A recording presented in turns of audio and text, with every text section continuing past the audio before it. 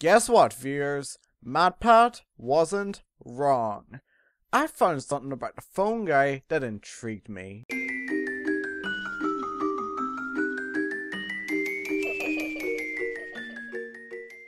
What's happened, Captain? Welcome to my theory, where today I hope to answer the unanswered, solve the unsolvable, and more, all in an attempt to give a definitive answer as to the true identity of the phone guy, and with that, the purple guy. And hopefully get this all wrapped up before Five Nights At Freddy's 4, but why am I doing this? First off, I like to wear this tinfoil hat, dammit! And second off, we need answers, and I'm prepared to give them to you.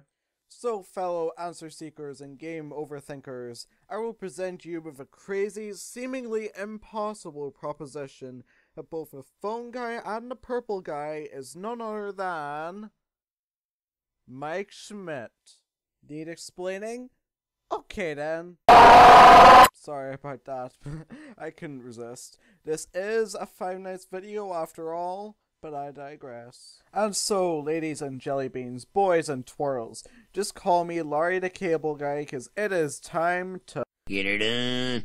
First, we will declare the obvious, which is quite a fundamental question. Why do animatronics attack you? It seems simple at first, but I will complicate it more than Bioshock Infinite's ending. You'll see.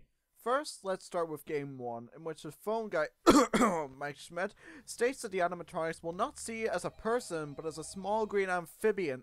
Sorry, read that wrong. But as an exposed endoskeleton and will stuff you into your Fazbear suit. Seems simple, right? Wrong. But hold that thought, I will disprove it in a minute. We need to look at the R2 games for arguments against Game 1 Night 1's explanation and all the different reasons the animatronics might attack the night guards. To start off with, in Game 2, the toy animatronics have built-in sensors that link to a criminal database. This is very important to us, as a guy on night duty would definitely have been seen as an intruder to Freddy Fazbear's Pizza after hours, and of course the animatronics would take action against him. But fella, I hear you say, what about the old animatronics? Well spotted, theorist, but I can knock that idea too. You see, the old ones have already been possessed by the first 5 missing children, and therefore they have a resentment against people in security guard uniforms. That's simple. And then the third game is actually pretty simple. The only real animatronic is Springtrap, who is haunted by none other than the purple guy. Hey, remember that thought I told you to hold? No, not that one. The one about the first game? Well, here it is. So sorry again, I had to do it. No more, I promise. I promise! Please don't click away. But still, if you looked at this screenshot again, you see none other than an exposed endoskeleton completely ignored by the fella who just attacked you. And so this screenshot completely contradicts the phone guy's excuse for why the animatronics attack. This is possibly the most important piece of the puzzle, that the animatronics have already got it in for you.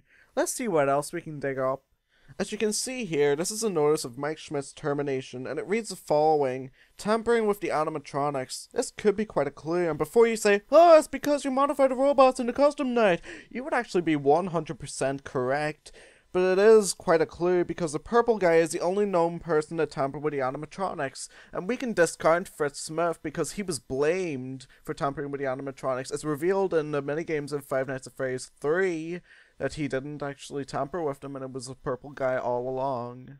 And now in the next step, general unprofessionalism, but as far as we can see, Mike wasn't really doing anything wrong. It seemed, pretty normal for someone checking the cameras to see if there's a possessed killer robot out to brutally murder you while listening to a lot of old training tapes on the phone. Everybody does that from time to time. But you know who was unprofessional? The phone guy. This is a vital piece of the puzzle everyone overlooked.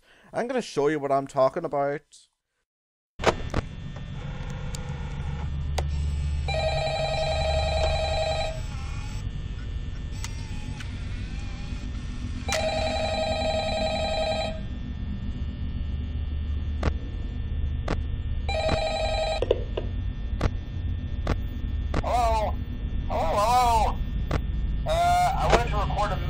For you to help you get settled in on your first night.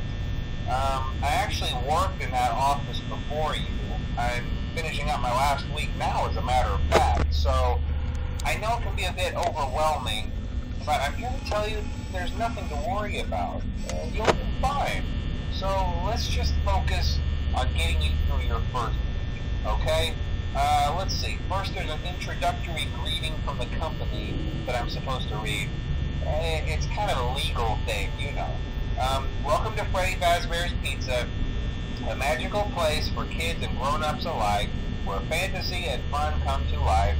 Fazbear Entertainment is not responsible for damage to property or person. Upon discovering that damage or death has occurred, a missing person report will be filed within 90 days or as soon as property and premises have been thoroughly cleaned and bleached and the carpets have been replaced. Blah, blah, blah. Now, that might sound bad, I know, but there's really nothing to worry about.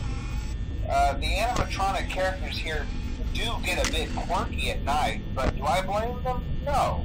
If I were forced to sing those same stupid songs for 20 years and I never got a bath, I'd probably be a bit irritable at night too. So remember, these characters hold a special place in the hearts of children and we need to show them a little respect, right? Okay. So just be aware, the characters do tend to wander a bit. They're left in some kind of free roaming mode at night. Something about their servos locking up if they get turned off for too long. They used to be allowed to walk around during the day too, but then there was the bite of 87. Yeah, it's amazing that the human body can live without the frontal lobe, you know. Now concerning your safety, the only real risk to you as a night watchman here, if any, is the fact that these characters, if they happen to see you after hours, probably won't recognize you as a person. They'll most likely see you as a metal endoskeleton without its costume on. Now, since that's against the rules here at Freddy Fazbear's Pizza, they'll probably try to forcefully stuff you inside a Freddy Fazbear suit. Now, that wouldn't be so bad if the suits themselves weren't filled with cross beams, wires, and animatronic devices, especially around the facial area. So you can imagine how having your head forcefully pressed inside one of those could cause a bit of discomfort and death. The only parts of you that would likely see the light of day again would be your eyeballs and teeth when they pop out the front of the mask. Yeah, they don't tell you these things when you sign up. But hey, first station of the breeze. I'll chat with you tomorrow. Check those cameras and remember to close the doors only if absolutely necessary. Gotta conserve power. Alright, good night. Did you hear that? Now, first off, I think he said, "You'll do fine," and there's really nothing to worry about. Too many times for someone whose life hangs in the balance every night, and for that matter, another nail in the Scott coffin, sorry for that pun, is the one question lingers on. Why is he even still there after the first night? If you were that desperate for $4.25 an hour, why don't you just get a standard job like a janitor or something? Not the scene from Saw. But I digress. Anyway, the second point is that Phone Guy completely disregards the legal terms, which makes us think maybe, just maybe, Mike Schmidt has heard them before. No, that's probably not the case, but I'm armed with another jigsaw piece, and that is, these training tapes were pre-recorded and passed on to new employees, and if they cared a darn about, I don't know, law, a higher authority within the chain would evaluate these tapes and deem them as fit or unfit for their purpose, and, these tapes would have been failed for just a few subtle reasons, like, I have no clue, the disregard of legal terms, and, just the usual. Someone is murdered on tape? That leaves us with odor. That could mean that you were put to blame for the blood and mucus oozing from the animatronics. It's that simple. But we're not done yet. Can't hold it or jump scare. No, I won't. I am a Jedi. Okay, excellent acting aside, we move to the next part, which is the death minigames, in which we get confirmation that the purple guy used a certain device to tamper with the animatronics as seen in the Save Them minigame. Not a phone, as we all assumed, because if you assume, you become a pain in the ass to you and, someone else. I'm not only convinced that Mike Schmidt is the phone guy, I'm also convinced that I can provide another theory, that the first Five Nights at Freddy's is not real life. It's not even a dream, or even a nightmare for that matter. Stay with me on this one, but I'm led to believe that it's actually a near-death experience. Want proof? Gladly. Okay, I've got a jump scare in here. I'm so sorry, this computer's evil. It's on in 3, 2, 1.